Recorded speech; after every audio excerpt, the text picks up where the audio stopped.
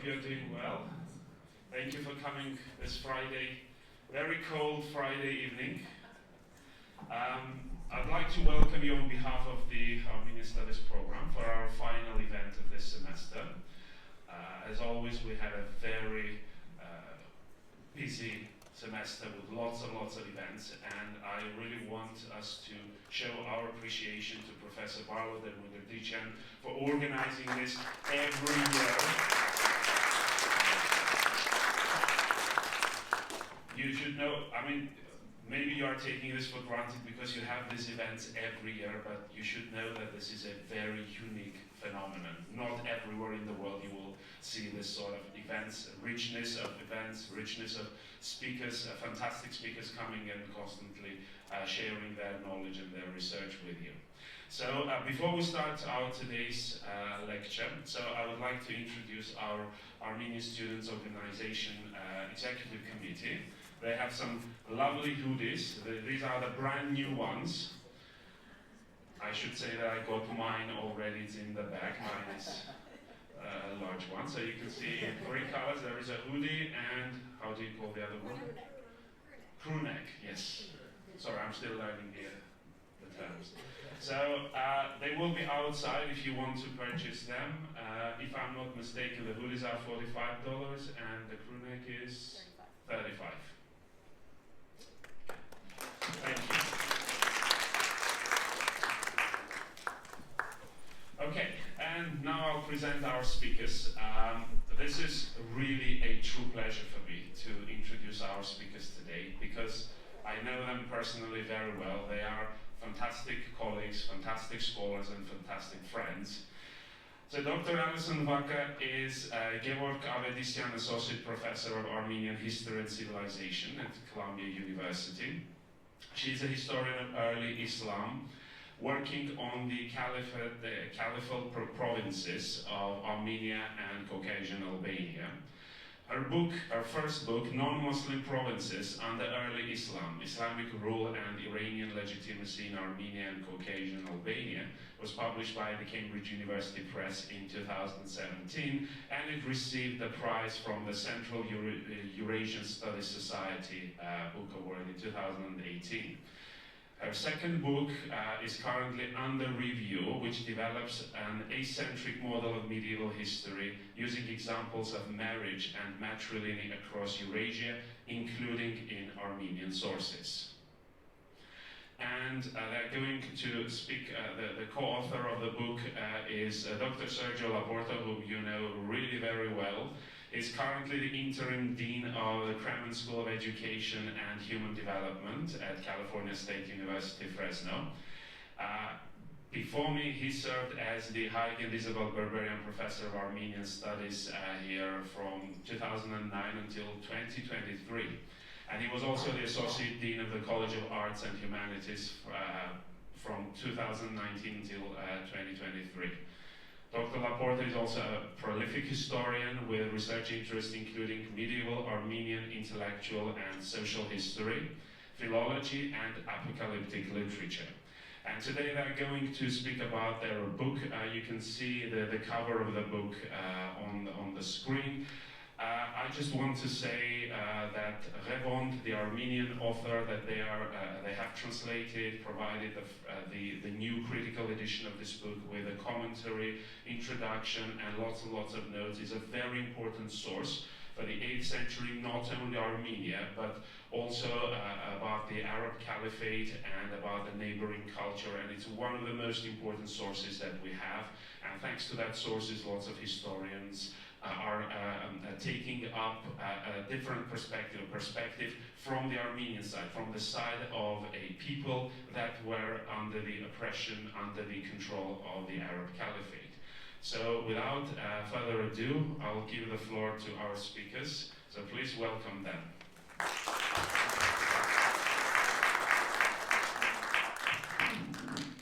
Thank you, David. I'd like to begin by thanking Professor Barlow for his hospitality, for inviting us to share our book with you. I'd like to thank David and the Armenian Studies program for all their support. And really, I mean, David is absolutely correct. We take for granted what the Armenian Studies program is enormous. But also, I just like to acknowledge that one of the reasons why we're able to do it is because you guys show up. When I go to lectures in other places, like 5 people show up. So I'm really, really happy to see everybody out here. It's been very special for me to be here at Fresno State and to be able to share this with you. And now to be back here with Alison. Some of you may have been present at our first lecture, and I don't remember how many years ago when we presented what we were going to do in this book. So it's nice to now be at the other end of this, being able to show you what we did, which was vastly different, I think, than when we started out, when we were proposing this to begin with. So to start it all off, I'm going to invite Alison here to take us on this tour of what we did with the book.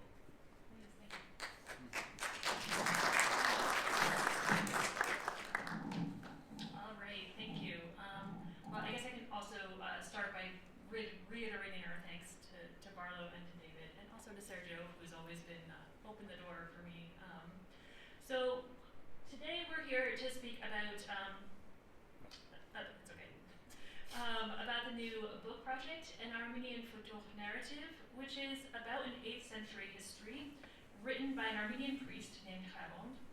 We published the English translation, as David already noted, with notes that are meant to help the reader through, an Armenian edition based on the oldest extant manuscript, and an extended commentary to study the narrative logics of the text and its relationship to other histories, especially those in Arabic. In tonight's talk, our goal is to give you a sense of the significance of Łewond's history and of our approach to it. So we're going to start with a description of Łewond's text, and then our approach, and then a few case studies about how this works out, and then finally we'll end with a look forward about what is next and why. So the topics are listed along the left-hand part of the screen so you can follow along. So let's start with Łewond's text itself. Here is the introduction from our 13th century manuscript, but from a page with later handwriting because it was replaced in the 17th century. He starts off with the identification of the text. The history of Łewond, the great Vardapet of the Armenians, concerning the appearance of Muhammad and those who came after him, how and in what way they ruled the world, and, moreover, the Armenian people. These introductory words already give us a lot of information. So first off, they claim that Łewond was a Vardapet, or a teacher of religious doctrine in a monastic school. We actually don't think that he was, in fact, a Vardapet. This is the only reference to him as such in the text, and later histories actually refer to him instead as a priest, Yeretz. Since this page was repaired, it might be a later addition. The next lines announce the goals of the book, so it starts with the Prophet Muhammad, offering no information about his life or about the religion of Islam, but as a way to talk about the rise to power of the Islamic Caliphate. And Łewond situates his interests, so how they ruled the world, and moreover, the Armenian people. So while this is a text about Islamic control over Armenia in the 1st century and a half of Islam, he already situates Armenia into a global context. He's writing the history of the world that he understands Armenia to be a part of. And so he starts, first and foremost are those called Amir al-Mu'minin. This is the Arabic title for the caliph. It's translated into English as commander of the faithful. With this line, Łewond doesn't just nod to the succession of the caliphs after the death of the Prophet Muhammad, he also takes the first step in his book, which he organizes by the reign of the caliphs. And so this is one of the reasons we categorize this text as an Armenian history of the caliphate. Łewond's history covers the period between 632, which is the death of the Prophet Muhammad, and around the year 790. So when Łewond was writing at the end of the 8th century, Armenia was part of the Islamic Caliphate, ruled by the Abbasids. We first hear of military campaigns and political treaties in the 630s, and then even more so in the 640s and the 650s. But these early decades of caliphal rule were largely decentralized. So this means that Armenian noble houses recognized the rule of the caliphs in the 7th century, but we don't actually hear much about permanent presence of troops or tax collectors, for example, until later. By the 690s and early 700s, things start to change. So we find Arabic Islamic coins that are minted in Armenia, references to governors at Divin or at Porta in Albania, and Armenian participation in protecting the borders of the caliphate. This timeline means that Armenia was a caliphal province for the entirety of Łewond's life. This is another reason we give for framing the text as a history of the caliphate. Łewond's text offers an inside look into the history of the caliphate. Yes, Łewond was Christian, as were the vast majority of people living in Armenia at the time, but conversion to Islam was slow, so Armenia would not have been the only Christian majority province in the Caliphate. The organization prompts us to think about the text also as a history of the Caliphate.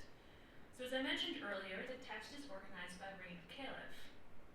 Łewond did not actually add in the chapter headings, we added those in, but he signals the start and end of each caliph's reign using the formulaic phrases. So here is a table that we include in the introduction of our book, and as you can see, for example, the Caliph Suleiman ibn Abdelmelik reigned for 2 years and 8 months, and then he died, and these are his deeds.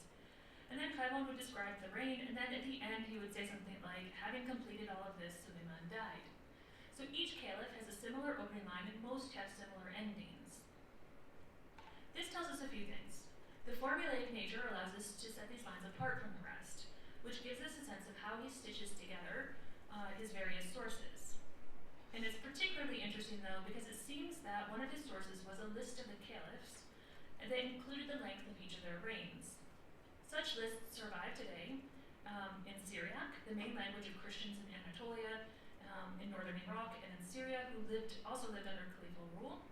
And other histories, in both Latin and in Arabic, also seem to have used such lists because they share similar formulaic start claims, meaning that Łewond is likely tapping into a type of caliphal list that was already circulating around the Caliphate in the 8th century. We've checked Łewond against all of the existing caliph lists and against the histories that seem to have drawn on these caliph lists, and Łewond's information is unique, so we don't have a direct list that he's likely working from. For some of the caliphs, Łewond also offers a brief character description, and these seem to also have been part of his caliph list, likely, and in form, these resemble the Arabic chronicles that are written in the 10th century. This organization tells us about how Łewond's text conveys a history of the caliphate, but it also gives us hints about where he got his information and how he worked with different types of sources.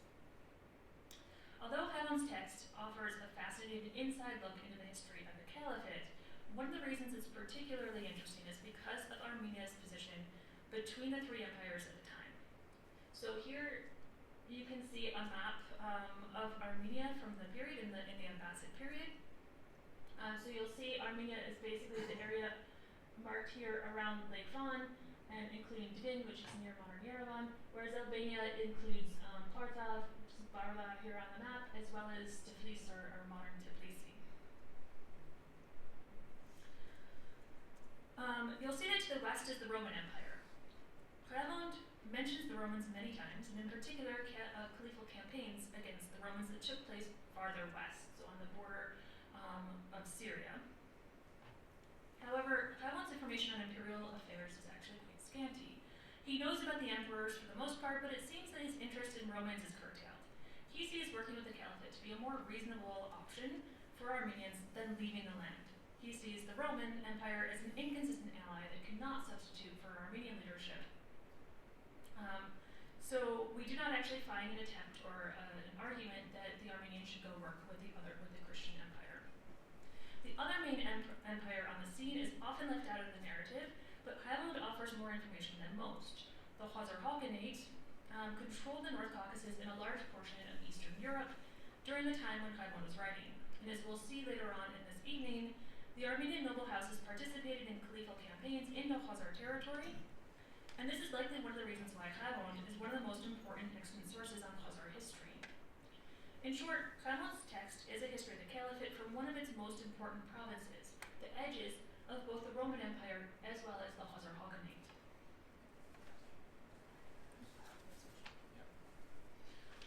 So, Łewond's significance is further underscored by the fact that it is the only 8th century narrative history about the caliphate written from within the caliphate. Although Arabic sources record events from this period, they were either written or compiled later. Moreover, the historians of the Abbasid period often sanitized or rewrote narratives about their predecessors, the Umayyads. Even our Roman historians of the period who were writing in Greek are from the 9th century. And as Alison mentioned, we do have chronicles in Syriac and Latin, but these do not have the same amount of detail and perspective that we find in Łewond. Now, given Armenia's and Łewond's positionality on the caliphal border between the Roman Empire and the Khazar Khaganate, his focus is primarily on military and political events, and conflict occupies a great amount of attention. We can discern three general types of conflict in his narrative. First, and the most common, are those invasions and battles that directly involved Armenia and Armenians. That's not really surprising. For example, Łewond recounts the Islamic conquest of Armenians, the Armenian rebellions against the Caliphate, and the Khazar invasions of Armenia that occurred during the chaos of the Second Arab Civil War, also known as Fitna. Into the second category fall conflicts that do not occur on Armenian territory, but involve the Armenian nobles and fighters.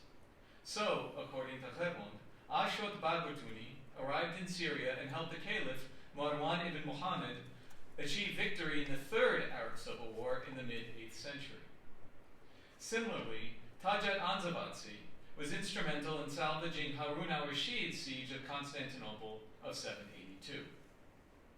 Finally, Łewond includes accounts of conflicts that seem to have no relation to Armenia or Armenians at all, like Muhammad ibn Marwan's purported campaign against China and Maslama ibn Abdulmalik's campaign against Constantinople. These accounts serve rather to illustrate the conduct, and particularly the military failures, of Arab generals who held important positions in Armenia. So these were generals who were involved in Armenia in other ways, who went off to do other things, and Łewond often points out that they were bad people or they failed in these other campaigns. And throughout his text, Łewond illustrates how Armenian troops served the Caliphate. In addition to the military support Ashot Bagrutuni provided the Caliph Marwan in the Third Fitna, and the assistance Tajat Anzavatsi gave to Harun al-Rashid, Łewond makes it clear that Armenian forces played an important role in the Arab-Khazar wars, and were involved in campaigns against the Romans. So although Łewond accentuates military conflict, he also provides information on the caliphal administration of Armenia. What clearly emerges from Łewond's account is the significant effect of the series of economic, administrative, and military reforms that occurred beginning with the reign of the Caliph Abdulmalik ibn Marwan, who reigned from 685 to 705. Known collectively as the Marwanid reforms, these changes attempted to regularize the administrative structure of the Caliphate. From this point on, Łewond records the imposition of more direct forms of governance on the part of the Caliphate regarding Armenia. Most notable are the appointment of a caliphal governor, the stationing of a caliphal garrison, and the direct levying of taxes as opposed to the giving of tribute. Not surprisingly, Łewond's comments on caliphal governments become more pronounced during his own lifetime and after the Abbasid Revolution in the mid-8th century. His account underscores the continuity in governing practices between the late Umayyad and early Abbasid periods, confirming that the revolution did not constitute a radical break with the past, and sought to integrate Umayyad elites within the new ruling structure. This is a really important point to recognize. One change we may observe, however, is that the connection the families of the governors of Armenia had with the province of Khorasan in the east, which had served as the power base for the Abbasids. So they are one way or another connected. The ruling governors of Armenia were then connected with the power base in Khorasan. The Abbasids also attempted to further normalize taxation policies across the Caliphate to increase revenue. And these efforts and the backlash they provoke take center stage in Łewond's narrative. The fiscal centralization of the Marwanid reforms and the taxes imposed by the Abbasids are the focal point of complaints in Łewond's text. It's sort of like no taxation without representation. And, as one of the more palpable expressions of caliphal rule, also the touchstone for the Armenian rebellions against the Caliphate, which we shall have an opportunity to look at in greater detail in a bit. Caliphal administration of the province of Armenia and rebellions also gave space for rivalries between Armenian families to emerge. The late Sasanian and Roman empires recognized a prince of Armenia who represented the noble houses of Armenia. The early Umayyads relied upon the Mamagonian family to serve in this role and help control Armenia. One of the changes brought about with the Marwanid reforms was a switch from the Mamagonian family to the appointment of a member of the Bagratuni family as a Prince of Armenia. The elevation of a minor house at that time over the most powerful family in Armenian history obviously had advantages for the Caliphate, as it gave them leverage in the internal affairs of the province. Łewond presents the Bagratuni, a member of whom we should remember sponsored his text, as supporters of caliphal policy and power in Armenia. And the Mamagonian is not only anti-Caliphate, but also anti-Bagratuni. So he clearly favors his own patrons, the Bagratuni, presents them as supporters of caliphal policy and power in Armenia, and the Mamagonian, who are the traditional heroes of Armenian history, come across as not only anti-Caliphate, but also anti-Bagratuni. While the Bagratuni caution against rebelling against the Caliphate and work to minimize their repercussion, Łewond highlights the Mamagonian desire to overthrow Bagratuni leadership in Armenia through their reckless attempts at rebellion.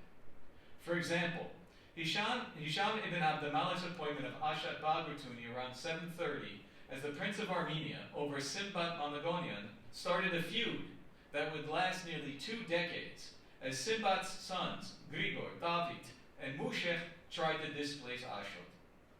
Ashot succeeded in getting them exiled to Yemen, but during the chaos of the third fitna, they managed to return to Armenia. According to Łewond, they went to Vaspuragan and tormented the inhabitants there by taxing them to death.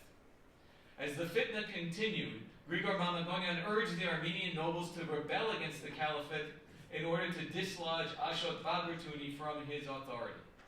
Ashot ran to the caliphal authorities about the plans of the rebels, but Grigor captured him and had him blinded. From then on, says Łewond, quote, the glory of the Armenian people was extinguished. Grigor died shortly thereafter, but his brother Mushech became the de facto Prince of Armenia due to the Abbasid Revolution, although he was never officially recognized by the Caliphate.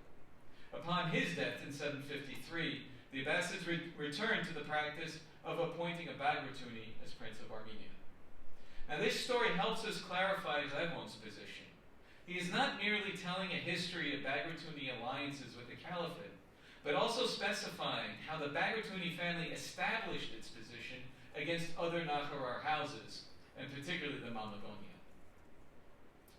Now, except for the details Łewond supplies about the Bagratuni-Mamagonian fight for supremacy in Armenia, he gives very few details about the development of the Armenian noble houses. Łewond only mentions 7 other houses besides the Bagratuni and Mamagonian, although there are some 20 known families to have existed during this period. Many of the 7 houses are only mentioned once and briefly, as members of them are recounted to have been killed in a battle. The only exception is the Artsruni house, which appears more frequently towards the end of Łewond's narrative. This is not really surprising, as the Artsruni rose to greater prominence around this time. Łewond is not entirely positive about the actions of the Artsruni, but he does include the martyrdom in around 785 CE of Hamazasp and Sahak Artsruni, whose portraits appear on Akhtamar, that you can see in the slide.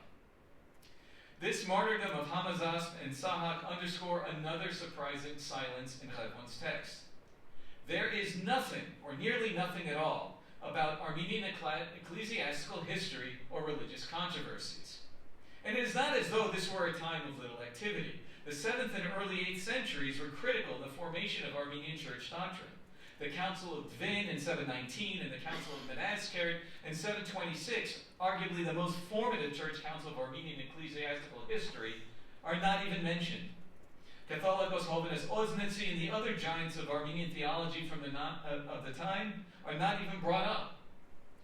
Łewond only mentions 5 Catholicoi during the entire 150 years that are the subject of his text, and these only briefly. He also does not refer to the iconoclastic controversy that raged in the Byzantine Empire at this time, nor to the Second Council of Nicaea that restored the veneration of icons in 787. And we may note that in general, Łewond shows very little interest in Roman imperial dynamics. He is fairly well informed about the succession of emperors, but he knows or chooses to share very little about anyone else. In addition, he seems heavily dependent upon his sources for his understanding of imperial history. So, for example, he praises both Leo III and Constantine V as pious emperors, despite their support of both Chalcedon and iconoclasm. This positive evaluation of Constantine V in particular is remarkable, given that the later Roman denigration of this emperor as Copronymus, dung name, it's actually more vulgar, but that's okay, for his iconoclasm, and suggests that Łewond was relying upon a contemporary iconoclastic source for his information, and it's a source that we no longer have. Great, thank you. So this should suffice as a very brief introduction to Łewond, and I'm going to start with what's new about our perspective.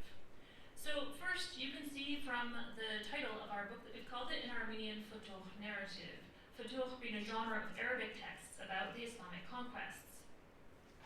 There are a few reasons for this. When Łewond's text was first published in the 19th century, it was titled The Incursions of the Arabs into Armenia. And this is a modern title, so it doesn't actually show up in the text itself. It makes it seem like the book only deals with the Islamic conquest in the 7th century, which is not the case. However, the genre of historical literature in Arabic called the Futūḥ, or literally openings, is dedicated to the Islamic conquest, but it also extends into the early Abbasid period, well after the expansion of Islam. In this genre, the conquests are typically cast not as a momentary military campaign in the 7th century, but rather as a continual process of renegotiating the power of the caliphate between the 7th century and the early Abbasid period in the 9th and 10th centuries, when most of the Futūḥ narratives were composed. As we worked through Łewond's text, we realized that the sources that helped us understand the events and Łewond's own narrative choices were in fact Futūḥ narratives. Particularly the 9th century text by Vacca and the 10th century text by Ibn Atham al-Kufi. In fact, we posit that many of the shared stories between the three, that is Vacca and Ibn Atham and Łewond, derive from storytelling, that is oral transmission, along the Khazar frontier, where Armenians and Arabic-speaking Muslims were in close contact. Within the field of Islamic history, there's considerable disagreement about what the Futūḥ narrative should look like. In fact, it's much easier to find sources than modern texts that explain which sources are not Futūḥ narratives rather than what is a Futūḥ narrative. It's not necessarily a coherent generic frame, but our point here is to think creatively about the relationship between Arabic and Armenian historical writing. That is, we can use the flexibility of this particular genre to help us think about what Łewond is trying to do. Let's see. The Futūḥ narratives in Arabic are frequently concerned about the political and religious legitimation. That is, they record the circumstances of the conquest period because they're relevant to people in the Abbasid period. This is how we got here. This is why people pay taxes. This is why so-and-so is in charge. So with this in mind, we can rethink Łewond's text. So for example, we mentioned that the most prominent theme in Łewond's text is conflict. And a common assumption in modern literature is that Łewond recounts the ongoing struggles of the Armenians against the caliphate. However, we notice that Armenian fighting against the caliphate actually constitutes a relatively small proportion of the contention that is described in the text. We might instead speculate the value of such stories as prescriptive guides, just like in the Futūḥ. This agenda aligns well with Łewond's interest in caliphal control and in Bagrationi ascendance within the caliphal system. So Łewond is trying to explain why caliphal administration worked the way it did, and how Armenian nobles found a place as active participants in the administration of the caliphate. So as a genre, the Futūḥ help us think about what Łewond is trying to accomplish. There are also specific similarities between Łewond and Futūḥ narratives in Arabic. For example, Łewond, Vacca, and Ibn Atham shares similar details about events, like the Armenian rebellion in 775, or a marriage of an Abbasid governor over Armenia to a Khazar Khatun. Reading Łewond alongside the Arabic Futūḥ narratives allows us to ask different questions about the Armenian text. So, for example, what was deemed important in the Armenian but omitted in the Arabic, and vice versa, or which details sparked the interest of one of the authors but not the others. There are also formulaic phrases in Łewond that find comparisons in the Futūḥ narratives. So let's look at a concrete example. Łewond explains, There we go. That the Baburjani's joined caliphal forces under the general Marwan ibn Muhammad in a campaign against the Khazars. After the campaign, he explains that Marwan had sent 1/5 of the spoils to the caliph. So you see up here that Marwan selected 1/5 of captives and booty and sent it to their prince Hisham and informed him of the circumstances of the victory, and then he distributed the rest of the booty along with the captives to his troops. While the idea of the 5th is very well known in Islamic law, the specific wording in Łewond's account reflects the descriptions of the same type of thing in the Futūḥ narratives. So here is Ibn Atham's account of the 5th in the battles against the Khazars. Maslama gathered these spoils and extracted the 5th from them and divided the remainder among the Muslims. Then he sent the 5th to his father, Abd-al-Malik ibn Marwan, and he wrote to him to inform him of what God had come through him. Or later on, he wrote to Hisham ibn Abd-al-Malik, the caliph, to inform him about that victory, and he sent him 1/5 of all that God had provided him. So, in short, we found that the Futūḥ narratives in Arabic were a useful point of comparison because they helped us situate Łewond's goals, they gave us better insight into Łewond's narrative of certain events, and they provided clarification about specific phrases, like the one here.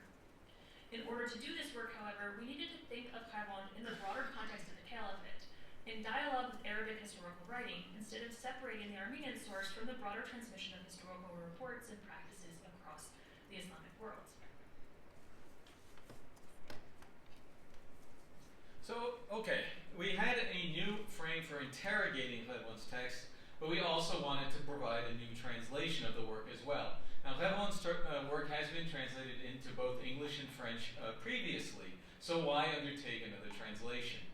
Well, one of the complaints that we had heard from colleagues who were not Armenologists, but historians of the Caliphate, was that although translations of Łewond existed, they did not know how to use them.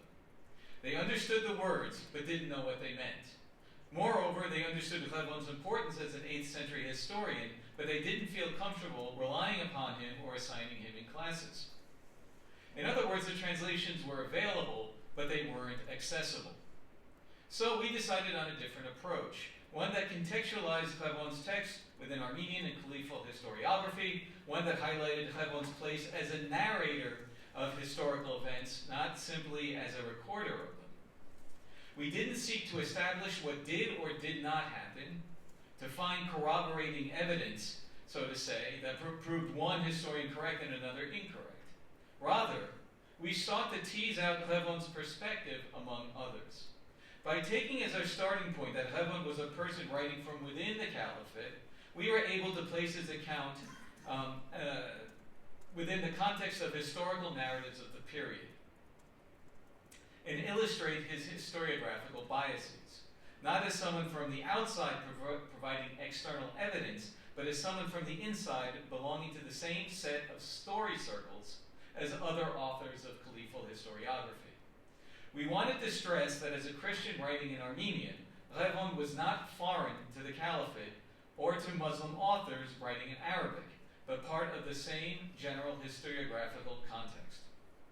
We also wanted to make the text understandable and affordable, and it's a free download, to different audiences so that it could be used by scholars of the caliphate, Armenologists, graduate students, and undergraduates. We divided the narrative by chapters so that manageable amounts of text could be assigned as readings. Each chapter starts with a translation, as you see here, that includes notes in the margins to help the novice understand the people, places, and terms used in the work, and footnotes that provide scriptural references. The translation is followed by the Armenian text so that those familiar with the Armenian can check and correct, if necessary, David, our translation. Our edition is a modified diplomatic one based on manuscript 1902 of the Matanadaran, the earliest copy of the history, which was copied between 1274 and 1311 at the monastery of Albanabak. Funnily enough, the patron of the manuscript was Hamazas Mamagonian, a member of the family that Łewond criticizes, but who had an amazing interest in historiography. Some of our best manuscripts of historical works in Armenian were copied at his behest. In the apparatus to the text, we provide notes about changes in hand who copied the text and supply readings that we think are superior to those found in the manuscript. After the text, we give our detailed commentary which furnishes teachers and scholars topics on the significance of the text for Armenian, Caliphal, and Roman history, as well as unpacks Łewond's narrative techniques. A case that exemplifies our exegetical approach would be Łewond's treatment of the Battle of Vardanakhert, which occurred in 703. Our commentary focuses on how Łewond chose to present the course of events that led up to and followed this battle, which occupies most of his description of the 20-year reign of the Caliph Abd-al-Malik, 685 to 705. Łewond sets the narrative up precisely to downplay the idea of rebellion on the part of Armenians, and particularly of Sinbad Bagratuni, and uses the events at Vardanakhert to foreshadow the subsequent extermination of the Armenian nobles at the burning of the churches at Nakhichevan. So how does Łewond do this? First, before he gets into the battle, he narrates the destruction of the church of St. Grigor, which could be what we know as the Varnos, and the murder of its clergy on a pretext, placing the blame for this action on the caliphal governor Muhammad ibn Marwan. The story is not just an account of violence by caliphal forces, but is meant to signal the underlying nefarious intent of the caliphal administration that will fully reveal itself at the fires of Nakhichevan, but which Łewond says Sinbad Bagratuni and the other Armenian nobles were able to sense ahead of time. Next, he justifies the actions of the Armenian forces, and particularly of Sinbad Bagratuni, who rebelled against the caliphate and defeated the caliphal army at the Battle of Vardanakhert, as a purely defensive engagement. Łewond explains that Sinbad and the other nobles, understanding that the caliphate was trying to do away with them, met to discuss what they should do. It was decided that they would leave for the Roman Empire. According to Łewond, the nobles from Vaspuragan left immediately, but Sinbad and his allies went to see a hermit, who told them to be on their guard and watch out for treachery. They then followed the Araxes River north and west, but were pursued by the caliphal army, who caught up with them at Vardanakhert. Łewond has Sinbad protest that he and his men were giving up their ancestral land, so what more did the caliphate want from them? The caliphal forces nonetheless attacked, but the Armenian forces were victorious. In other words, Sinbad and his men were not looking for trouble, but were trying to avoid it. Now, Greek and Arabic sources are unanimous that the Armenians rebelled and were not just fleeing. Łewond, too, seems to have recognized the battle as a rebellion.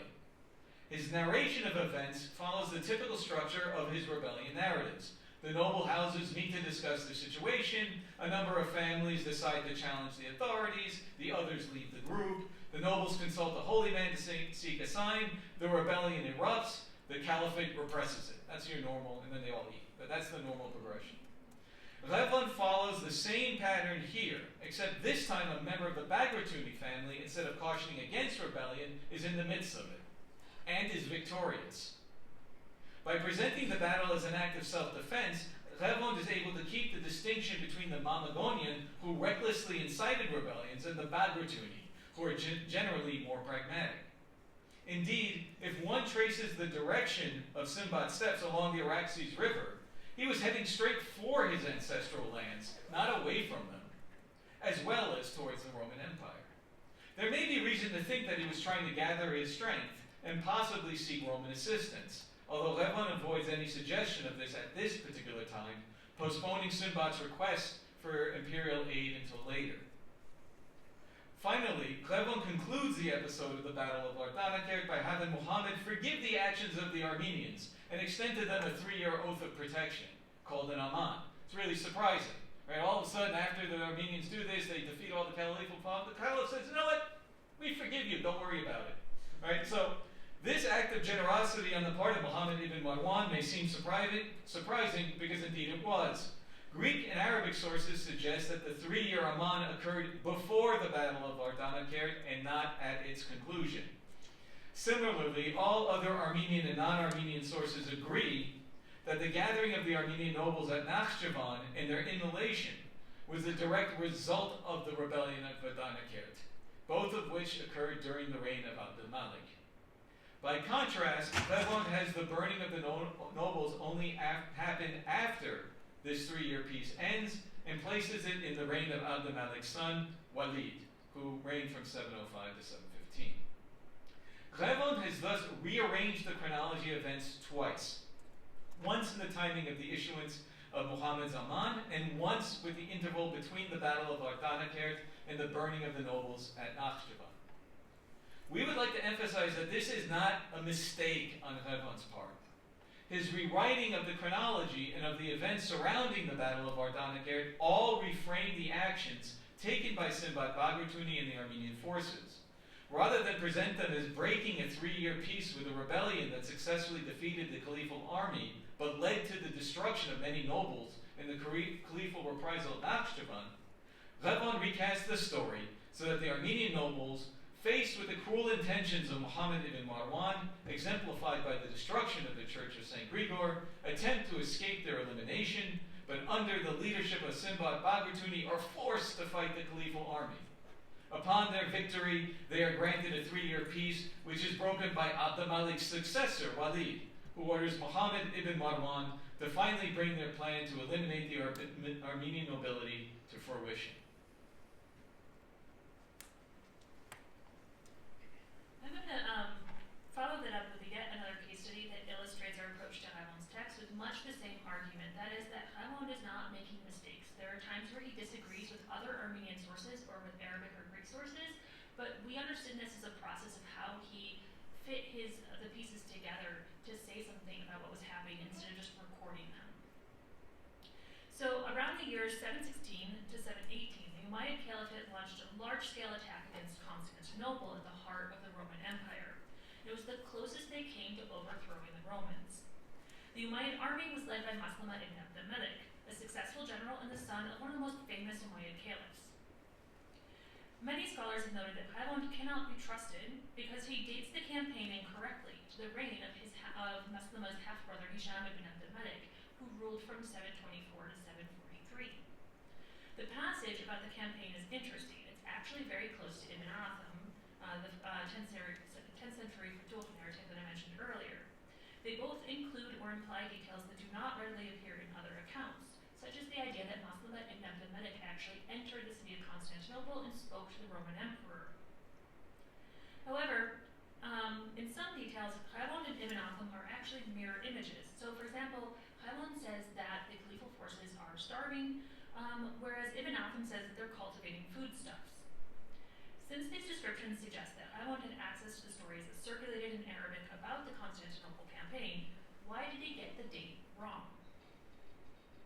In working on this section, we don't think that Łewond made a mistake by setting the campaign much later than everyone else does. It's not just that the Constantinople campaign was pushed from the 710s into the 730s, but in its place, that is where the Constantinople campaign should be, there's another one of Maslama's campaigns, this time against the Khazars.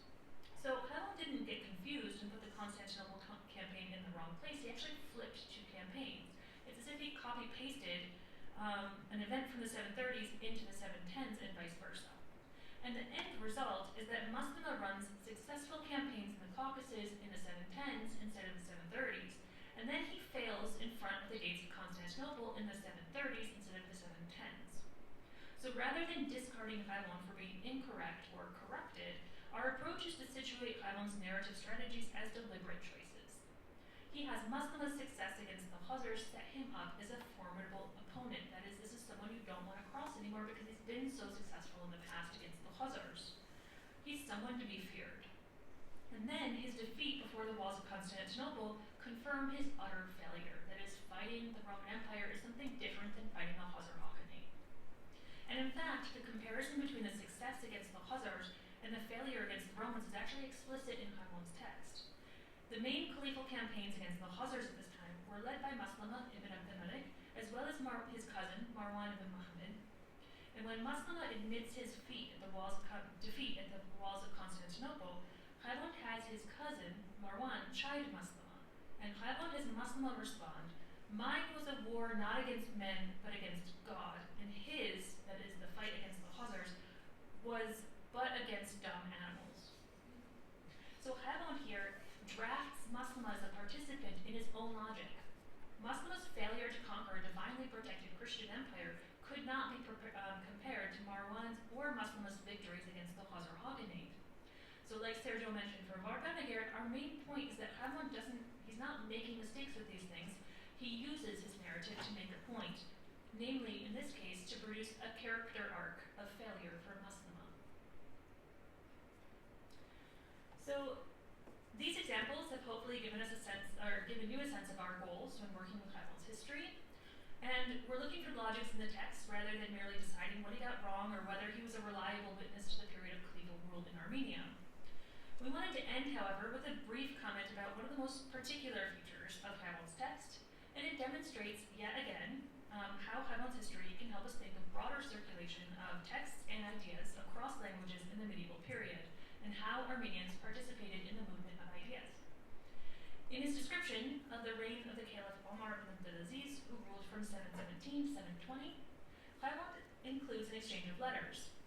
This is not his only claim to quote correspondence, verbatim that is, but it is by far the longest, and it includes a very short letter from the Caliph Omar to the Roman Emperor Leo the Isaurian, who ruled from 717 to 740, and an extended response from the emperor to the caliph. In it, Łewond explains three main things. Number one, how Muslims are mistaken in their critiques against Christianity. Number two, the main reasons why he thought Islam was incorrect. And number three, his argument for the supremacy of Christianity. And we're not going to go through each of the arguments here tonight, but I wanted to point this out in particular because it's actually the next step forward than what we're doing after Łewond. And so what's particularly interesting about the text, Łewond's text, is that it's clearly a translation from Greek, which we can tell from the use of specific vocabulary and from the citations of the Bible, which differ from those that you find in the Armenian Bible. And really, as you're reading Łewond, you're going, oh, nice Armenian, blah, blah, blah, and then all of a sudden you hit the letter and you're like, what? And it's mainly because it's clearly a translation. And the letter itself claims to have been written originally in Greek. And as we worked to make sense of the Armenian version, we also started to explore other versions of this correspondence between Umar and Leo. We drew together a team, because it really exists in a lot of other languages, so we drew together a team to tackle this project separately, as it was too complicated to handle as part of the same volume as Łewond. And so we now have an edition and translation of all the versions of the correspondence.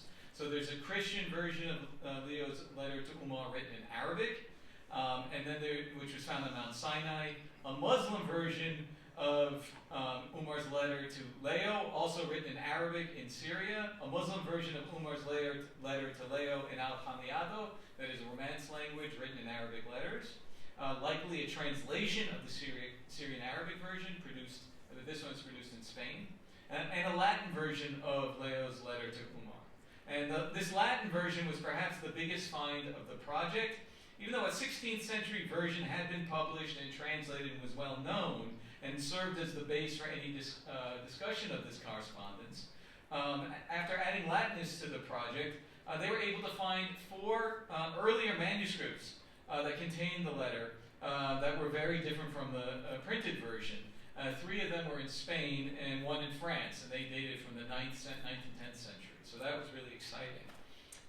And once we had all of these versions, the Muslim Arabic, the Christian Arabic, the Armenian, the Al-Hamiado, and the manuscript and printed Latin versions, plus remembering that the Armenian is translated from Greek, we were able to make very different claims about the circulation of ideas in the Mediterranean. So these 6 versions are very different. So that, one thing we should know, they are not translations of each other, except in one instance. But they all share these common elements, right? So scattershot throughout are small snippets that read very similarly. And so here is an example that we have. And okay, we're good. So one of the arguments that that Omar makes against Christianity is, how in the heck can you have God in a woman's filthy womb? And so the actual pericope is called the womb of impurities, as you'll see in a minute. But so it says, he entered affliction, blood, narrowness, darkness, and grievance in the womb of a woman. And so that is the original Muslim Arabic accusation against Christianity. And that's from the Muslim Arabic text. And here you can see in Al-Hamiado, it said, he placed himself in the body of a woman between the thought and the blood, and between the discomfort and the anguish. So that's the Muslim accusation, and now we look at the separate Christian text. We'll start with the Armenian. Or, how is it possible for God to dwell in flesh and blood and a womb of various impurities? Right? And then I think next is the Christian Arabic that says, you say, that means you, the Muslims say, how did God enter into the womb of a woman in affliction and stench? Right? And then finally, the Latin version says, and again, this is the Christian argument, and what they say, the Muslims say, and what is your speech or understanding that you say that God could not enter into the womb of a woman in cramped, filthy darkness, but we give a likeness to you? So here you can see, the language in each one of these is different, but they're all expressing the same ideas. They're not translations of each other, but somehow this argument has circulated all the way from Mount Sinai and Armenia and the Roman Empire all the way to Spain and into France in the medieval period, and circulates in these texts. So for the first time, all of these texts have come together, and we are now providing, I think we can get to the next one, we are publishing a separate volume that brings together all of the versions and our study about the relationship between them, which should be coming out in 2026. So this is the cover of the next book that should be out, so that means you're going to have to come back so we can talk about this. But with this example, we'll close our lecture, and again, we'd like to thank you all for your attention, and we hope that we have shown the remarkable potential of reading this particular Armenian history for its own logics, as part of the Caliphate, at once tied to the Vacca family, and also situated as part of a global story, as they fought along a contested frontier. We also hope to show how Łewond tapped into the circulations of text in Arabic and Syriac, and when counting the correspondence, also Greek. So thank you very much for your attention, and hopefully you all